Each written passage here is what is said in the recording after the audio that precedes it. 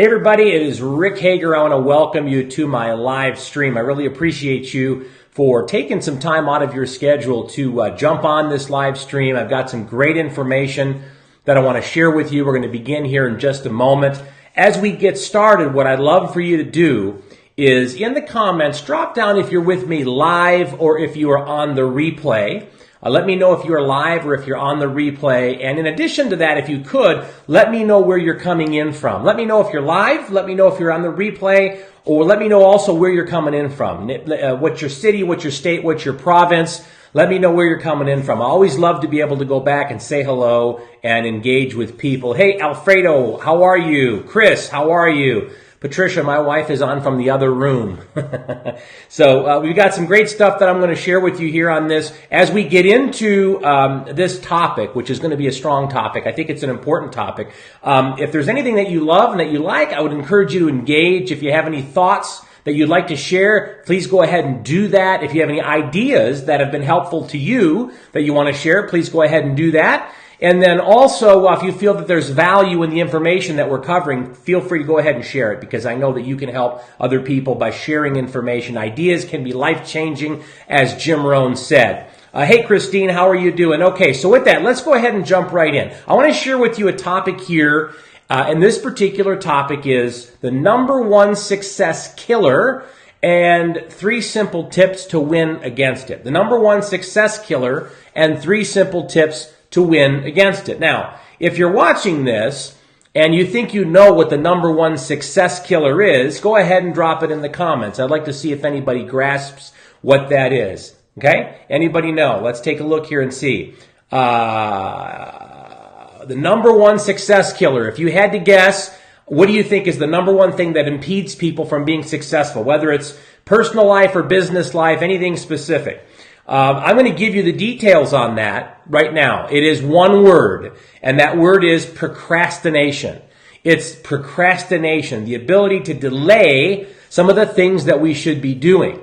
And so that's the number one success killer. Why don't people achieve their dreams from a business standpoint? It's because they procrastinate in certain areas that can take them to where they need to go. Why don't people achieve their dreams when it comes to things that they want to do personally? It's because there's a level of procrastination, not taking action. And there are reasons for that. There are 3, and I'm going to share them with you. And I really believe strongly that if you can understand why we procrastinate, if you can understand what causes us to procrastinate, and you can kind of reverse engineer that, you can recognize it and you can get through those moments. Now, by the way, as we get started here, in the comment section, if you wouldn't mind, for those of you that are live or on the replay, drop in the comments something that you regularly procrastinate with. If there's something, then you're willing to be authentic and transparent, and a little vulnerable, list something that you maybe struggle with in terms of procrastinating. I think that that's important because, number one, when you confess that you do have an issue with something, that's the beginning stage of you being able to solve it. But number 2, you show other people that might see this that they're not alone. And when people feel like they're not alone with respect to an issue, it helps them to take the steps forward to overcome that. And so procrastination, and if you'll drop something in the comments there that you might procrastinate on, I think other people would be much appreciative to see that and then see again that they're not alone. Now, so let's take a look at why we procrastinate. Oh my goodness, my wife just said laundry. Did you really drop that in the comments? Did you procrastinate on laundry? Follow up. And it's a good thing we have dry cleaning, by the way. So with that being said, why do we procrastinate? I'm going to give you 3 reasons why we procrastinate. And with respect to each reason, I'm going to go ahead and I'm going to give you kind of a tip to deal with that particular reason. So I hope that makes sense. Okay, so let's look at number 1. Why do we procrastinate? Reason number 1 that we procrastinate, it's because it's something that we dislike. It's something that we dislike, something that we don't want to do.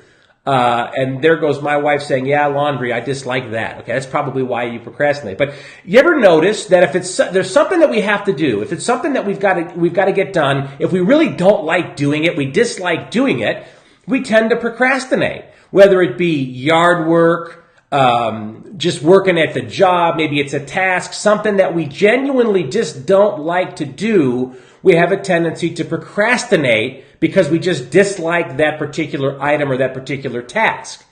And so that's the first reason that we have a tendency to procrastinate on certain things, is because there's a genuine dislike for that issue. My tip for you to get through that is to understand that if we do the thing that we dislike first, everything else tends to become easier. Okay, what we have to do is we have to build a new neural pathway that causes us to do the things that we dislike doing. Okay? There's a neural pathway concept. In other words, when we communicate to ourselves about something that we dislike it, we don't like it, oh, I don't want to do this right now, oh, I really don't feel like doing this right now, guess what? You're building a neural pathway that gets stronger and stronger every time you repeat that. Every time there's an issue that you procrastinate on and you tell that to yourself, you're creating a neural pathway that makes it harder for you to break out of that pattern. So what we have to do is we have to reverse that process. We have to create a new neural pathway that causes us to take action when we know we have to take action, whether we like the task that we have to do or whether we don't like the task that we have to do. And one of the things that has helped me is there's a great book out there called The Success System That Never Fails by W. Clement Stone.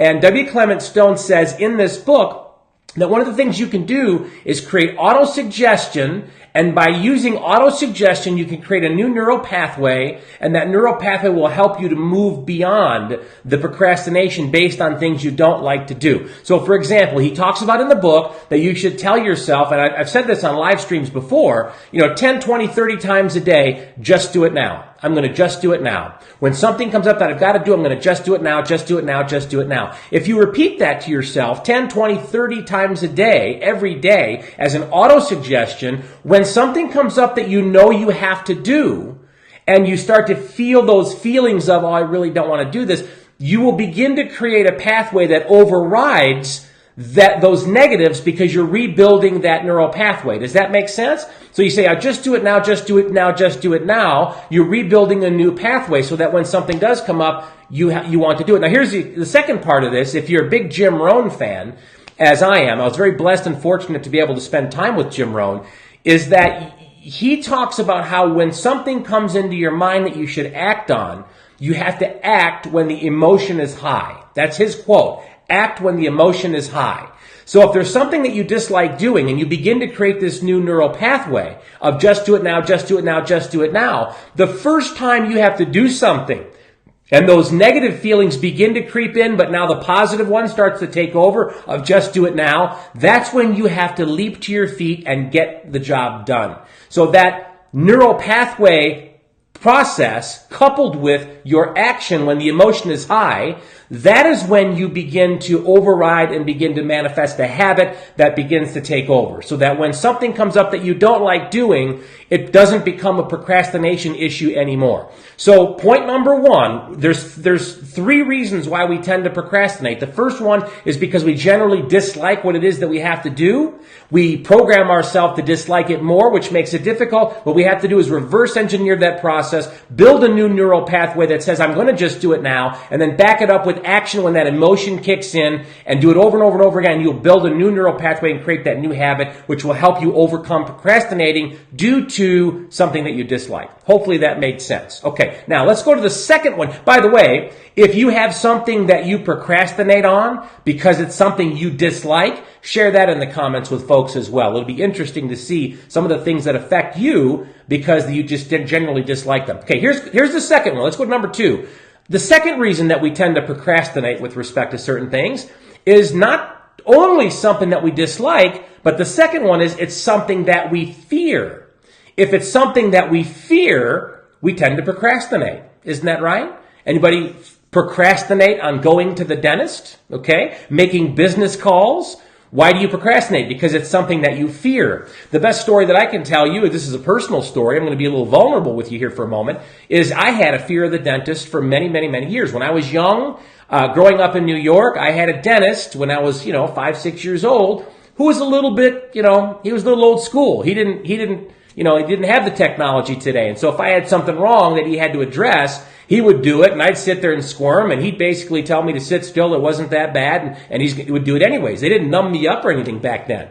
So I developed this fear of the dentist because I had a dentist that was a little bit rough, and so when I became old enough to take control of my own dental health, I went for 15 years. I didn't go to the dentist. Until one night, I had to, because I had a wisdom tooth issue, where it cracked and I had to go have dental surgery. I had no choice. So I went. And what happened was, for me, is it wasn't that big of a deal. I went a second time and it started to get easier. And the more that I went, the less the fear bothered me and caused me to procrastinate. And now I go every 3 to 6 months sometimes. It's not an issue anymore. So there are times when we will procrastinate on certain issues because of an underlying fear. Maybe it's going to the dentist. Maybe it's making business calls. And here's my tip. And by the way, if there's something that you're procrastinating on because of something that you feared, list it in the comments. List it in the comments. Other people will see that and think that they're not alone and know that they're not alone. So here's how you overcome that. The way that you overcome that is to take the first step. If you know you're procrastinating based on an issue because of fear, take the first step to do it. Take the first step, the first move forward, and do it once. It might not be comfortable. You might have issues if it's making a business call or a presentation or something that deals with business. You might not do the greatest job at first, but you take that first step. That's what's important. Then you do it a second time, and you do it a third time, and the more you begin to do it, the less you begin to fear it. Here's a great quote that I'd love for you to write down. If you collect quotes, if you have a journal, write this one down. If you do what you fear most, you will control fear. If you do what you fear most, you will control fear. Very powerful, very important. If you are procrastinating with respect to something because of underlying fear, you have to begin to take some steps to actually do what you fear. Once you do it once or twice or 3 times, the fear will dissipate, the fear will evaporate, and you will begin to get more comfortable, and you now can overcome certain forms of procrastination if they're based on underlying fear. It's very, very powerful to understand that, but you have to be willing to have at least enough courage to take the first step. Do what you fear most, and you will control fear. Okay, that's number 2. Now, here's point number 3 that we procrastinate. Recap number 1 is because it's something we genuinely dislike, and I gave you a tip by creating the new neural pathway and acting when the emotion is high. Number 2, something that we fear can cause us to procrastinate, and we've got to do what we fear most so we can control fear, take little steps, overcome that fear. But here's number 3. Number 3 reason why we procrastinate, it's because of confusion. We don't know where to start. If it's a task, if it's a job, if it's something we have to do, but we're confused and we have so many things that we have to deal with that task that we don't know where to begin, that confusion of not knowing where to begin could cause us to procrastinate. If that's ever happened to you, drop it in the comments if you feel so inclined to do so. So confusion can cause us to procrastinate.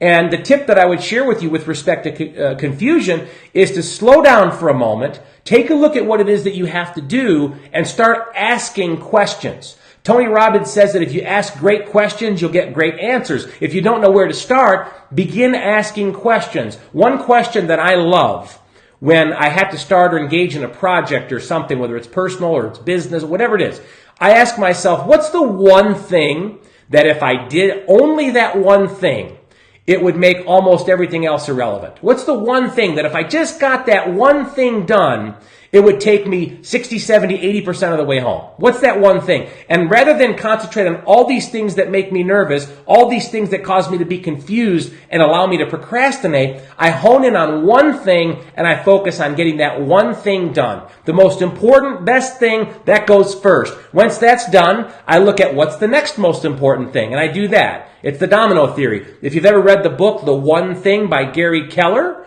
who is the founder, I believe, of Keller Williams Real Estate, it's a great book and it details this process in a lot of detail. So if you don't know where to start, if you're confused, that can cause procrastination. And the way that you overcome that is by slowing down, creating a plan, and focusing on the one thing that can matter most in that process, and then you will begin to move forward. And once you get that one thing done, go to the next thing and the next thing and the next thing and so on and so forth. So there are 3 things that typically cause us to procrastinate. The number 1 success killer, in my view, is procrastinating. It's not doing what we know we should be doing.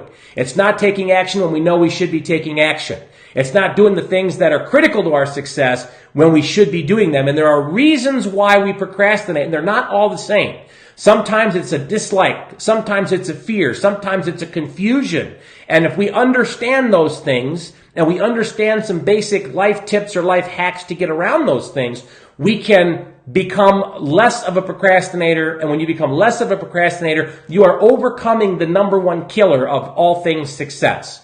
And I hope that makes sense to you. Now, if you felt that there's value in this and you want to share this, I would be appreciative of that. But really, if you have any things that you would suggest with respect to procrastination, drop them in the comments, because I truly believe that that type of engagement can help. And it's always great to be able to go through and have that dialogue. And so, with that being said, this is Rick Hagar here in Las Vegas. Hope you found some value in that. Signing out. We'll talk with you again here real soon, everyone. Bye for now.